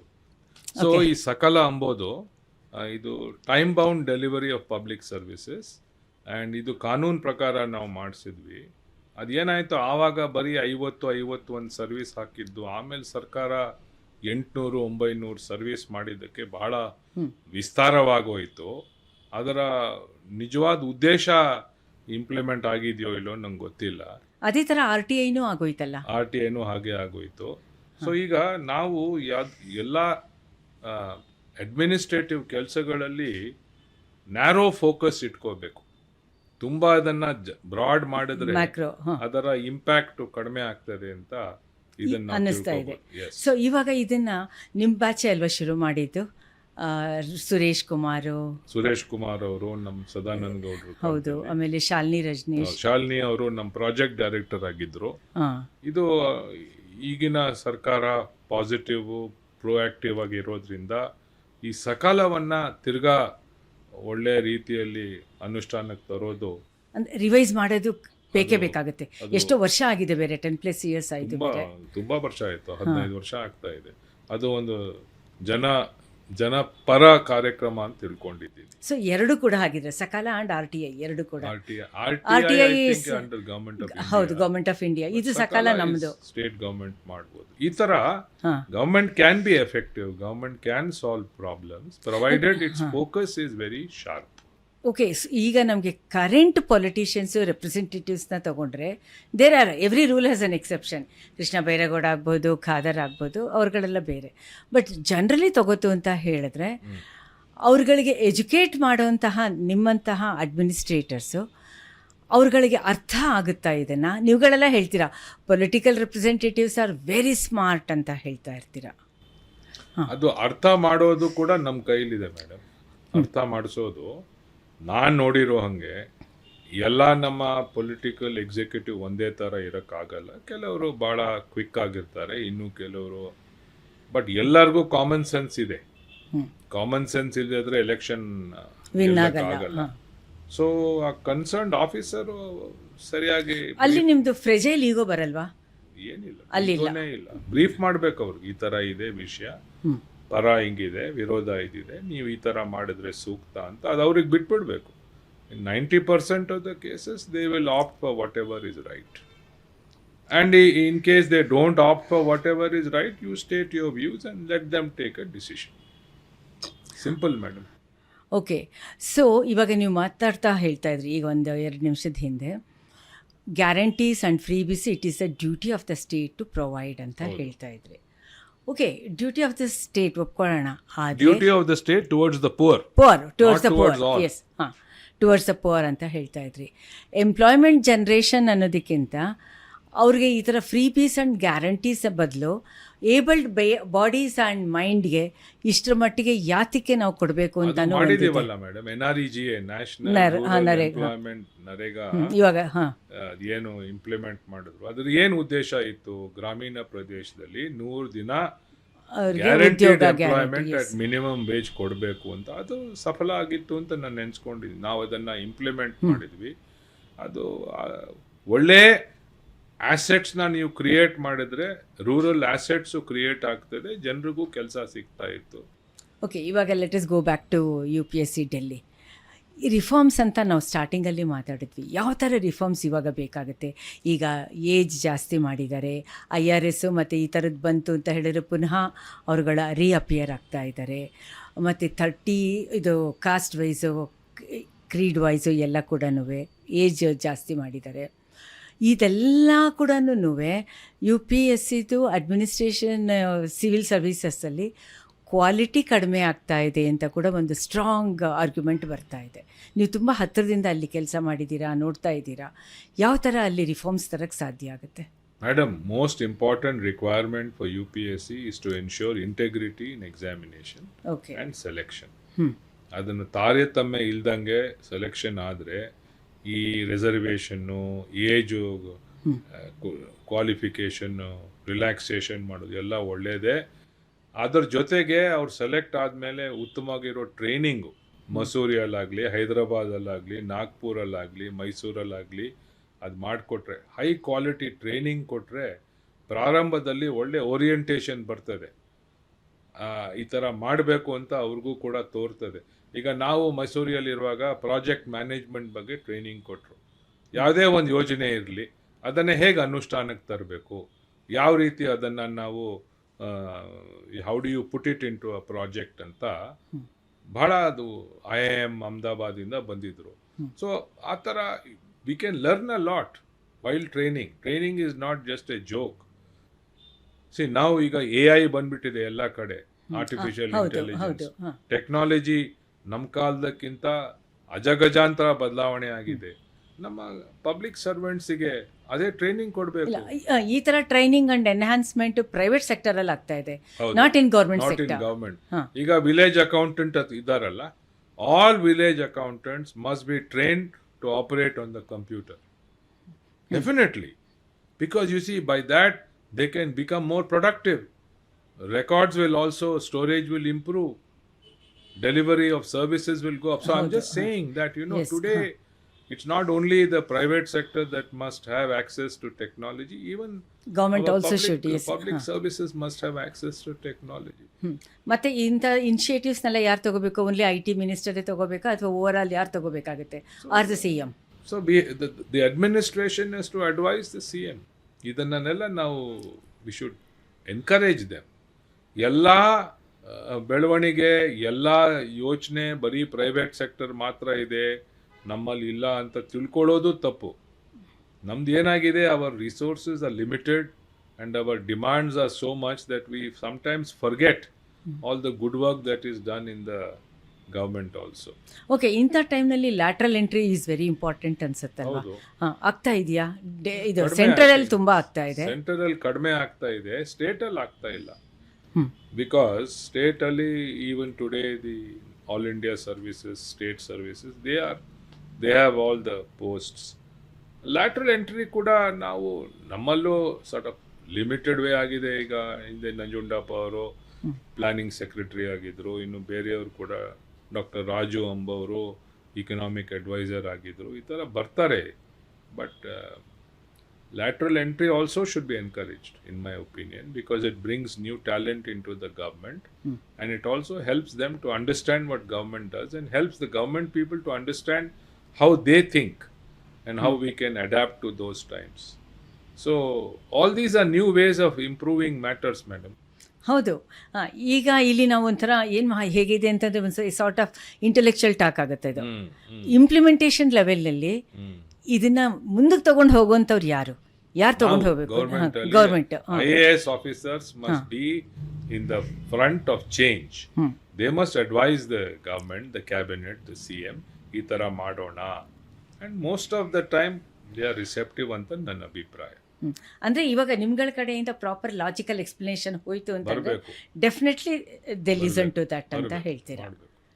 Sometimes even the political executive itself will suggest ಯಾವ ಥರ, for instance, if they are sensitive and knowledgeable, they can do it. ಬೇಕಾದಷ್ಟು ಈಗ younger ministers ಏನು ಇದ್ದಾರೆ ನಮ್ಮ state ಅಲ್ಲಿ, ನಮ್ಮ ಕೃಷ್ಣ ಬೈರೇಗೌಡ, ಬೇಕಾದ ಒಳ್ಳೆಯವರು ಇದ್ದಾರೆ. They are at the vanguard of change. They are bringing about all the changes, application of IT into administrative issues. So there's unlimited scope for improvement in the government. Unlimited, provided there is application of mind and there is effort. Okay, there is always a complaint central and state ಅಂತ ಬಂದಾಗ, specially with Karnataka ಅಂತಂದಾಗ always ಅದೊಂಥರ ಮಲತಾಯಿ ಧೋರಣೆ ಅನ್ನೋ ಥರ ಇದೆ. Is the true ನ್ಯೂಸ್ಗಳು? ನಮ್ಮ ಕಾಲದಲ್ಲಿ ಇರಲಿಲ್ಲ ಮೇಡಮ್. ನಮ್ಮ ಕಾಲದಲ್ಲಿ ಕರ್ನಾಟಕದ ಏನು ಪೊಸಿಷನ್ ಇತ್ತು ಅಂದರೆ ಯಾವಾಗಲೂ ಆಪೋಸಿಷನ್ ಗೌರ್ಮೆಂಟೇ ಇತ್ತಿಲ್ಲಿ. For instance when Hegde and Bommai and all way here, ಇದು JD ಗೌರ್ಮೆಂಟ್ ಇತ್ತು, ಅಲ್ಲಿ ಕಾಂಗ್ರೆಸ್ ಗೌರ್ಮೆಂಟ್ ಇತ್ತು. ಆಮೇಲೆ ಇಲ್ಲಿ ಕಾಂಗ್ರೆಸ್ ಗೌರ್ಮೆಂಟ್ ಬರುವಾಗ ಅಲ್ಲಿ BJP. ಬಟ್ ಉತ್ತಮವಾಗಿರೋ ರಿಲೇಷನ್ಸ್ ಇತ್ತು madam. I remember when mister Vajpayee was prime minister and SMK was CM. ಎಷ್ಟು ಕಾರ್ಡಿಯಲ್ ಆಗಿತ್ತು ರಿಲೇಷನ್ಸ್, ಎಷ್ಟು ಫ್ರೆಂಡ್ಲಿ ಆಗಿತ್ತು. ಅಂದರೆ political differences may have been there, but there was nothing. And I think even today I hope that the relation between the government of India and the state government, at least on matters concerning the state, are okay, good. I think there may be political differences, but if all function according to the constitution and according to the distribution of state central lists, there is no reason for there to be friction. The problem arises when the states think that they are getting a lesser share. For instance, ನಮ್ಮ ಕರ್ನಾಟಕದಲ್ಲಿ ಏನು ನಮ್ಮ GST ಏನು ಬರ್ತಾ ಇದೆ, compare to what we are giving, it is much less. ಅದು it's a valid point. Karnataka funds ಅಂತ ಬಂದಾಗ ನಮ್ಮ ಆಫೀಸರ್ಸು, ನಮ್ಮ ಬ್ಯೂರೋಕ್ರಾಟ್ಸು ಅದರ್ಸ್ ಇದು ಸ್ಟೇಟ್ಸ್ ಅಷ್ಟು ಅಗ್ರೆಸಿವ್ ಆಗಿ ಡಿಮಾಂಡ್ ಮಾಡಲ್ಲ ಫ್ರಮ್ ಡೆಲ್ಲಿ ಅಂತ, ಹೌದಾ? ನನಗೆ ಗೊತ್ತಿಲ್ಲ ಮೇಡಮ್. ಇತ್ತೀಚೆಗೆ ಇದು ನನಗೆ ಡೆವಲಪ್ಮೆಂಟ್ ಸೆಕ್ಟಾರಿಂದ ನಾನು ಆ ಥರ devolution of funds is all given by the finance commission and all that. So ಇವ್ರು ಅಗ್ರೆಸಿವ್ ಆಗಿ ಡಿಮಾಂಡ್ ಮಾಡೋದು ಇಲ್ವೋ ನಂಗೆ ಗೊತ್ತಿಲ್ಲ. ಮತ್ತೆ ಅದನ್ನ ಫಂಡ್ಸ್ ಸರಿಯಾಗಿ ಯುಟಿಲೈಸ್ ಮಾಡ್ಕೋತಾ ಇಲ್ಲ. ಯುಟಿಲೈಸ್ ಮಾಡೋದು ಅವ್ರ ಕರ್ತವ್ಯ, ಮಾಡ್ತಾ ಇದ್ದಾರೆ ಅಂತ ನೆನ್ಸ್ಕೊಂಡಿದ್ದೀನಿ. ನನ್ಗೆ ಆ ಥರ ಏನು ಮಾಹಿತಿ ಇಲ್ಲ ಮ್ಯಾಮ್ ಅಬೌಟ್ ಅವರು. ಓಕೆ, ಆಗ ಈಗ ಅಂತ ತಗೊಳ್ಳೋದಾದ್ರೆ ಒಂಚೂರು ಈ ಥರದ ವಿಷಯದಲ್ಲಿ ನಮಗೇನು ಪಾಲ್ ಬರಬೇಕೋ ಬರ್ತಾ ಇತ್ತು madam. There was no major issue on that score. ಮತ್ತು ಅಷ್ಟೇ ಹಾಗೆ ಅದು ಸ್ಪೆಂಡ್ ಮಾಡ್ತಾ ಇದ್ದಿತ್ತು. As far as I know, there was no major issue. But good relations between the center and the state is, they made it beautiful statement by Moraji Desai madam. Aur yenandru, a relation between the center and the state governments is like a string of pearls. The states are all pearls, the center is the thread. So ella irbeku, together idre country naditade anta. So ಈ ಥರ wise council ಇದೆ madam ಕಂಟ್ರಿಯಲ್ಲಿ. Okay, ಈಗ ಕೆಲವು mother departments like social welfare, women and child health, ಈ ಥರದ್ದು ಇದೆಯಲ್ಲ, ಇಂಥ ಕಡೆ ಕೆಲಸ ಮಾಡುವಂತಹ ಆಫೀಸರ್ಸು ಬಹಳ ಬೇಗ ಪಾಪ್ಯುಲರ್ ಆಗ್ತಾರೆ ಅಂತ ಇದೆ. ಪಾಪ್ಯುಲರ್ ಆಗಿದ್ದಾರೆ. ಹಾಂ, ಈ ಸೋಷಿಯಲ್ ಆ್ಯಂಡ್ ಸಾಫ್ಟ್ ಇಶ್ಯೂಸ್ ಅಂತ ನೀವೇನು ಹೇಳ್ತೀರಾ? ಬಿಕಾಸ್ ನೀವು ಇಂಥ ಇದಕ್ಕಿಂತ ಜಾಸ್ತಿ ಬೇರೆ ಬೇರೆ ತರಹ ಡಿಪಾರ್ಟ್ಮೆಂಟಲ್ಲಿ ಮಾಡಿದ್ದೀರಾ, ಮತ್ತು ನಿಮ್ಮ ಪುಸ್ತಕದಲ್ಲಿ ಕೂಡ ತುಮಕೂರು ಇನ್ಸಿಡೆಂಟ್ಸ್ನ ಸಾಕಷ್ಟು ಶೇರ್ ಮಾಡಿದ್ದೀರಾ. ಹೇಗೆ ಹೇಗೆ ಈ ಥರ? ನಾನು ಹೇಳೋದು ಮೇಡಮ್, ನಾ ಆಫೀಸರ್ಸು ಪಾಪ್ಯುಲರ್ ಆಗಬೇಕು ಅಂತ ಹೋಗಲೇಬಾರ್ದು. ಇದು ಒಂದು ನೋಡಿದ್ದೀನಿ ನಾನು, ನಮ್ಮ ಕಾಲಕ್ಕೂ ಇವತ್ತು ಏನು ವ್ಯತ್ಯಾಸ ಅಂದರೆ, ಇವತ್ತು officers they have become very good in social media. ನಮ್ಮ ಕಾಲದಲ್ಲಿ ಸೋಷಿಯಲ್ ಮೀಡಿಯಾ ಇರಲಿಲ್ಲ, therefore it didn't apply.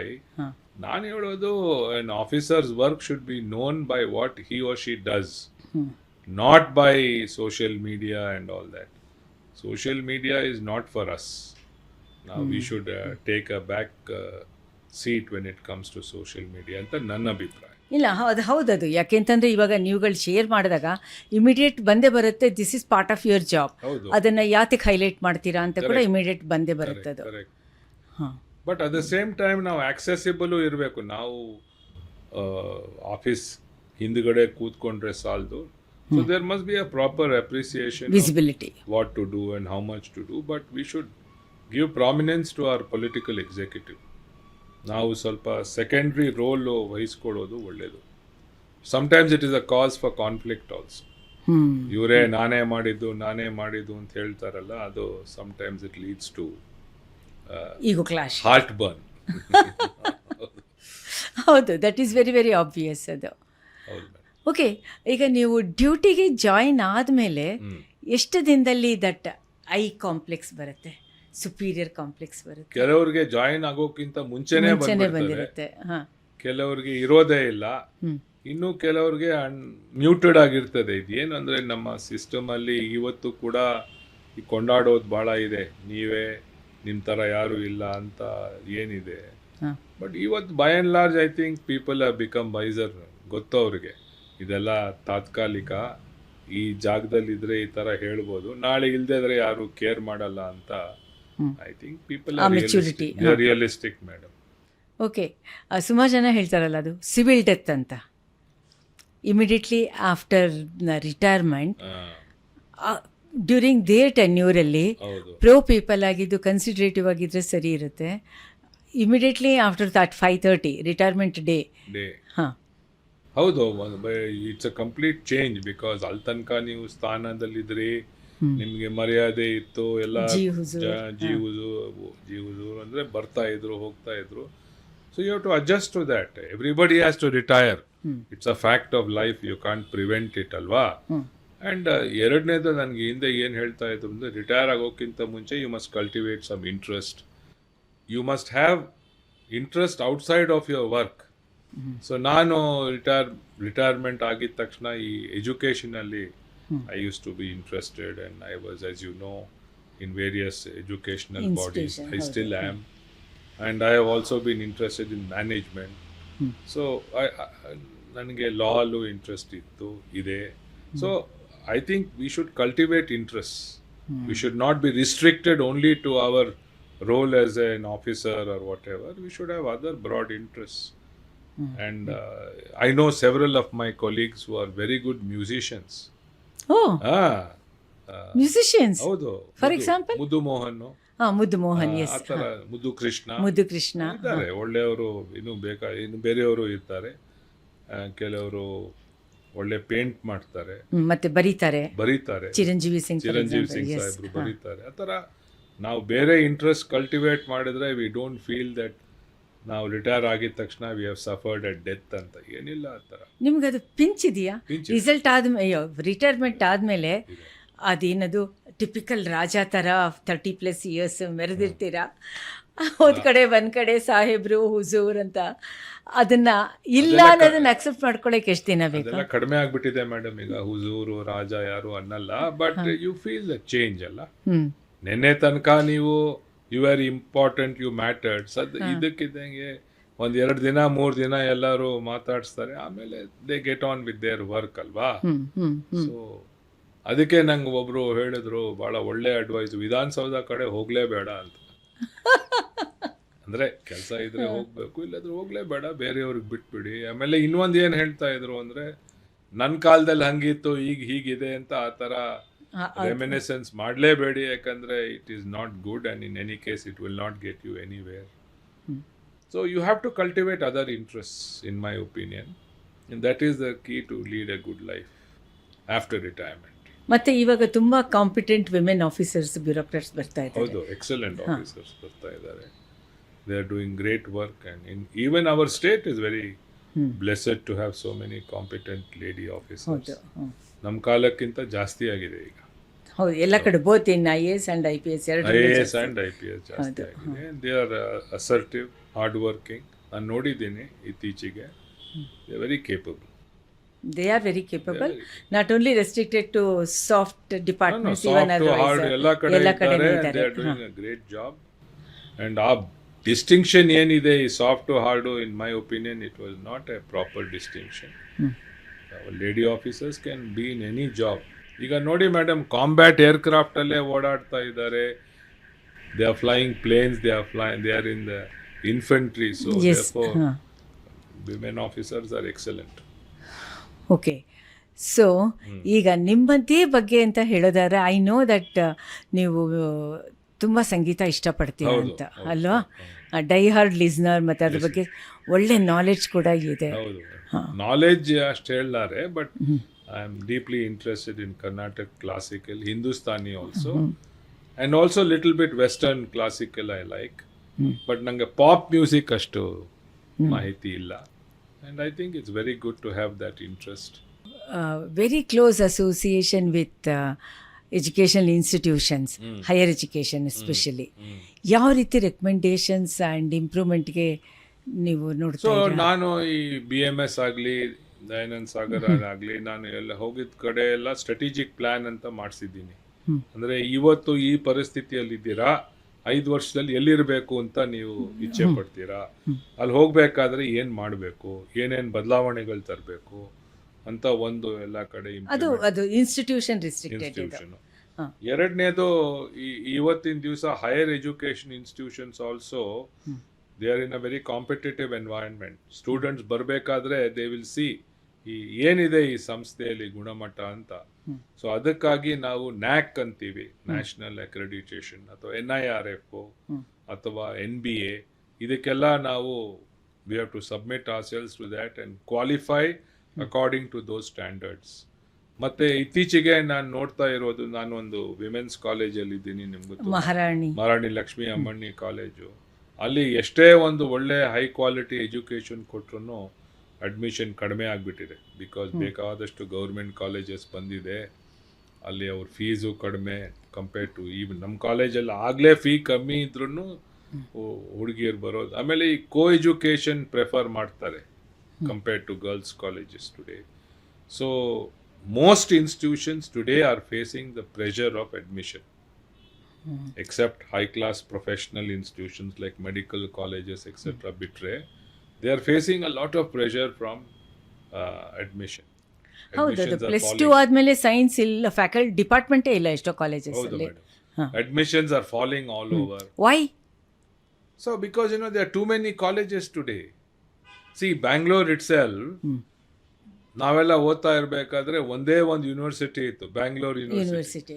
ಇವತ್ತು ನನ್ನ ಅಭಿಪ್ರಾಯದಲ್ಲಿ 30-35 ಪ್ರೈವೇಟ್ ಯೂನಿವರ್ಸಿಟೀಸ್ ಇದೆ ಬೆಂಗಳೂರಲ್ಲಿ. ಓಕೆ, ನೀವು ಎಜುಕೇಷನ್ನ ತುಂಬ ಚೆನ್ನಾಗಿ ಅರ್ಥ ಮಾಡ್ಕೊಂಡಿದ್ದೀರಾ. ಎಜುಕೇಷನ್ ಆ್ಯಂಡ್ ಹೆಲ್ತ್ ಸೆಕ್ಟರಲ್ಲಿ ರಿಸರ್ವೇಷನ್ ಬೇಕು ಅನ್ಸುತ್ತಾ? ರಿಸರ್ವೇಷನ್ ನೀವು ಹೇಳ್ತಿರೋದು ಈವನ್ ಮೆರಿಟ್ಗೆ ಮಾತ್ರ ಯಾತಕ್ಕೆ ಪ್ರಾಮಿನೆನ್ಸ್ ಕೊಡಬಾರ್ದು ಅಂತ ಕೇಳ್ತಾ ಇರೋದು. ಬಿಕಾಸ್ ಕೆಲವು ಯೂನಿವರ್ಸಿಟೀಸು ಕಾಲೇಜಸಲ್ಲಿ ನೋಡಿದಾಗ ರಿಸರ್ವೇಷನ್ ಅಂತ ಬಂದಾಗ ಕ್ವಾಲಿಟಿ ಆಫ್ ಟೀಚರ್, ಅಕಾಡೆಮಿಷಿಯನ್ಸ್ ಅವ್ರನ್ನ ನೋಡಿದಾಗ ಮುಂಚೆ ಅಷ್ಟೊಂದು ರಿಸರ್ವೇಷನ್ ಇಶ್ಯೂಸ್ ಇರಲಿಲ್ಲ. ಈಗ ಬೇರೆವರ್ ಯುಗೋ ರಿಸರ್ವೇಷನ್. ಈ ಕಾಲೇಜ್ಗಳಲ್ಲಿ, ಪ್ರೊಫೆಷನಲ್ ಕಾಲೇಜಸಲ್ಲಿ CET ಮೂಲಕ 45% of the seats are reserved for people. ನಾ ಸ್ಟೂಡೆಂಟ್ಸ್ಗೆ ಹೇಳ್ತಾ ಇಲ್ಲ, ಫ್ಯಾಕಲ್ಟಿಗೆ ಹೇಳ್ತಾ ಇರೋದು. ತಾವು ಹೇಳ್ತಿರೋದು ಫ್ಯಾಕಲ್ಟಿ ರಿಸರ್ವೇಶನ್ ಮಾಡಬೇಕು ಪ್ರೈವೇಟ್ ಕಾಲೇಜಸಲ್ಲೂ ಕೂಡ. ಬೇಕಾ ಅಂತ ನಾನು ಕೇಳ್ತಾ ಇರೋದು. ಇಲ್ವಲ್ಲ ಈಗ? ಹಾಂ, ಪ್ರೈವೇಟಲ್ಲಿ ಅಷ್ಟೊಂದು ಇಲ್ಲ, ಗೌರ್ಮೆಂಟ್ ಸೆಕ್ಟಾರಲ್ಲಿ ರಿಸರ್ವೇಶನ್ ಇಸ್ ಎ ಮೇಜರ್. ಹೌದು, ಅದು ಪಾರ್ಟ್ ಆಫ್ ದ ಕಾನ್ಸ್ಟಿಟ್ಯೂಷನ್ ಅಲ್ವಾ. Any public body must have reservation. Yes, ಇದನ್ನ ಒಪ್ಕೊಳ್ಳೋಣ. ಹೌದು. ಬಟ್ ಇವಾಗ ಸುಮಾರು ಒಂದು ಬರ್ತಾ ಆಫ್ಟರ್ 10 years 15 years ಅದು ಆ ಕ್ವಾಲಿಟಿ ಆಫ್ ಸ್ಟೂಡೆಂಟ್ಸು ಅದನ್ನು ನೋಡಿದಾಗ ಇದು ನಮಗೆ ರಿಸರ್ವೇಷನ್ನು ಹೆಲ್ತ್ ಸೆಕ್ಟರಲ್ಲಿ ಮತ್ತು ಎಜುಕೇಷನ್ ಸೆಕ್ಟರಲ್ಲಿ ಬೇಕಾ ಅನ್ನೋಷ್ಟರ ಮಟ್ಟಿಗೆ ಡಿಬೇಟ್ ಆಗ್ತಾ ಇದೆ. ಬೇಕು ಮೇಡಮ್, ನನ್ನ ಅಭಿಪ್ರಾಯದಲ್ಲಿ. ಬಿಕಾಸ್ ನಾವು ಆ students from handicap backgrounds and socio economic problem ಅಂದರೆ ಮೆರಿಟ್ ಇರುವಂಥವ್ರಿಗಾದ್ರೆ ಸರಿ. ಹಾಂ, ಮೆರಿಟ್ ಇಲ್ಲದೆ ಇದ್ದಾಗ, ನಾಲೆಜಬಲ್ ಆ್ಯಂಡ್ ಕ್ವಾಲಿಫೈಡ್ ಕಡಿಮೆ ಇದ್ದಾಗ, ನಾನು ನೋಡಿರೋ ಹಂಗೆ even if you the students who come under reservation basis they improve ಮೇಲಕ್ಕೆ ಬರ್ತಾರೆ. They almost are on par with others. That is my opinion. To conclude with ಏನು ಹೇಳಕ್ಕೆ ಇಷ್ಟಪಡ್ತೀರಾ? No, to conclude, my point is, we must all be optimistic about our state and country. ಯಾಕಂದರೆ ಇತ್ತೀಚೆಗೆ ನಾನು ನೋಡ್ತಾ ಇರೋದು ಎಲ್ಲರೂ ಒಂಥರ ಪೆಸಿಮಿಸ್ಟಿಕ್ ಆಗಿ ಏನು ಇಲ್ಲ, ಏನು ನಡೀತಾ ಇಲ್ಲ, ಫ್ಯೂಚರ್ ಇಲ್ಲ ಅಂತ ತಿಳ್ಕೊಂಡು. ಫ್ಯೂಚರ್ ಇಲ್ಲ ಟು ಕರ್ನಾಟಕ ದೇಶ, ನಾನು ಹೇಳೋದು ಒಳ್ಳೆ ಫ್ಯೂಚರ್ ಇದೆ. ನಾವು ಶ್ರಮ ಪಟ್ಟರೆ ಇನ್ನೂ ಇಟ್ ವಿಲ್ ಇಂಪ್ರೂವ್, ನಂಬರ್ 1. ಎರಡನೇದು ಹೇಳೋದು ಅಡ್ಮಿನಿಸ್ಟ್ರೇಷನ್ ಮೇಲೆ ಏನು ಒಂದು ಡಿಮಾಂಡ್ ಇದೆ, ಟಾಸ್ಕ್ಸ್ ಇದೆ, ಅದು ಜಾಸ್ತಿ ಆಗಿದೆ ಇತ್ತೀಚೆಗೆ. ಅದನ್ನು ನಾವು we can fulfil it by greater involvement, effort and proper partnership between the political executive and the officers. And ಮೂರನೇದು, those of us who belong to Karnataka must be very proud of our state for what it has achieved, for what it is, why it attracts so many people from outside, and we must try to preserve and conserve that heritage and our own administrative and other strengths. And finally, about Bangalore, I'll say it's a privilege to live in Bangalore. With all the traffic problem and other issues, I think Bangalore is the city of the future. And definitely, if people are venturesome, they can make a good life in Bangalore, especially younger people. ಅಂತ ನನ್ನ ಅಭಿಪ್ರಾಯ. In spite of all odds. In spite of all odds. I think that's my honest opinion. Okay, so ಇಷ್ಟೊತ್ತು ಇವ್ರದ್ದು ಜಯರಾಜ್ ಅವ್ರ ಮಾತು ಕೇಳಿದ್ರೆ ಅಲ್ವಾ, ಬೇರೆ ಬೇರೆ ಕಡೆ ಎಲ್ಲ ಕೆಲಸ ಮಾಡಿದ್ದಾರೆ. Most importantly initiatives and policy ಲೆವೆಲ್ನಲ್ಲಿ ಜಸ್ಟ್ 20 years ಎಗೋ ಗೌರ್ಮೆಂಟಲ್ಲಿ ಕರ್ನಾಟಕದಲ್ಲಿ ತಂದಿದ್ದಾರೆ. ಅದು ಇವತ್ತಿಗೂ ಕೂಡ ಫಾಲೋ ಆಗ್ತಾ ಇದೆ, ಮುಂದಕ್ಕೆ ಹೋಗ್ತಾ ಇದೆ. ಬಿಕಾಸ್ ಆಫ್ ದಟ್ ಓನ್ಲಿ ಇವತ್ತು IT ಕ್ಯಾಪಿಟಲ್ ಆಫ್ ಇಂಡಿಯಾ ಅಂತ ಬೆಂಗಳೂರು ಅಂದ್ಕೊಂಡಿರೋದು. ಅದೇ ತರಹ ಅವತ್ತಿನ ದಿನ ಇವರು ಮತ್ತು SMK ಮತ್ತು team of bureaucrats and political leaders ಮಾಡಿರೋದು ಇವತ್ತು ಬೆಂಗಳೂರು ವರ್ಲ್ಡ್ ಮ್ಯಾಪ್ಗೂ ತೆಗೆದುಕೊಂಡು ಹೋಗಿದೆ. ಅಟ್ ದ ಸೇಮ್ ಟೈಮ್ ಈಗ ಕೆಲವೆಲ್ಲ ರಿವೈಸ್ ಮಾಡುವಂಥ ಸ್ಟೇಜ್ಗೂ ಕೂಡ ಬೆಂಗಳೂರು ಹೋಗಿದೆ. ಅದು ಮೋಸ್ಟ್ ಇಂಪಾರ್ಟೆಂಟ್ ಆಗುತ್ತೆ. ಅಭಿವೃದ್ಧಿ ಅಂತ ನಾವು ತುಂಬ ಲೂಸಾಗಿ ಯೂಸ್ ಮಾಡ್ತಾ ಇದ್ದೀವಿ, ಬೆಂಗಳೂರು ಅಭಿವೃದ್ಧಿ ಹಾಗೆ ಅಂತ. ಯಾವ ರೀತಿ ಮೀನಿಂಗ್ಫುಲಿ ಅಭಿವೃದ್ಧಿ ಆಗಬೇಕು ಅನ್ನೋದು ಕೂಡ ಈಗ ನಮ್ಗಳ ಮುಂದೆ ಅನ್ನೋದಕ್ಕೆ ಹೆಚ್ಚಾಗಿ ಪ್ಲ್ಯಾನರ್ಸ್ ಮುಂದೆ ಇರುವಂತಹ ಮೇಜರ್ ಟಾಸ್ಕ್ ಅಂತ ಅನಿಸುತ್ತೆ. ಆ್ಯಂಡ್ ಆ್ಯಸ್ ಯು ನೋ, ನೀವು ಸಾಕಷ್ಟು ನಮಗೆ ಎನ್ಕರೇಜಿಂಗ್ ಆಗಿ ವ್ಯೂಸ್ ಎಲ್ಲ ಕೊಡ್ತಾ ಇದ್ದೀರಾ, ಮತ್ತು ಕಾಮೆಂಟ್ ಬಾಕ್ಸಲ್ಲೂ ಹಾಕ್ತಾ ಇದ್ದೀರಾ. ಮತ್ತು ನಾವು ಹಿಂದೆ ಒಂದು ಕೇಳೋದಂತ ಹೇಳಿದರೆ ಯೂಟ್ಯೂಬ್ ಕೇಳುತ್ತೆ ನಂಬರ್ಸ್ ಅಂತ. ಸೊ ಶೇರ್ ಮಾಡಿ, ಲೈಕ್ ಮಾಡಿ, ಸಬ್ಸ್ಕ್ರೈಬ್ ಮಾಡಿ. ಆ್ಯಂಡ್ ಆಲ್ಸೋ ಯೂಟ್ಯೂಬ್ಗೆ ಎಗೇನ್ ಇನ್ನೊಂದು ಸಲ ಹೇಳ್ತಾ ಇದ್ದೀವಿ, 2 different ಗೈಡ್ಲೈನ್ಸ್ ಹಾಕ್ಕೊಳ್ಳಿ. ಎಂಟರ್ಟೈನ್ಮೆಂಟ್ ಆ್ಯಂಡ್ ಅದರ್ ಥಿಂಗ್ಸ್ಗೆ ಒಂದಿರಲಿ, ಸೀರಿಯಸ್ ಸಬ್ಜೆಕ್ಟ್ಸ್ಗೆ ಮತ್ತೊಂದಿರಲಿ. Now the time has come.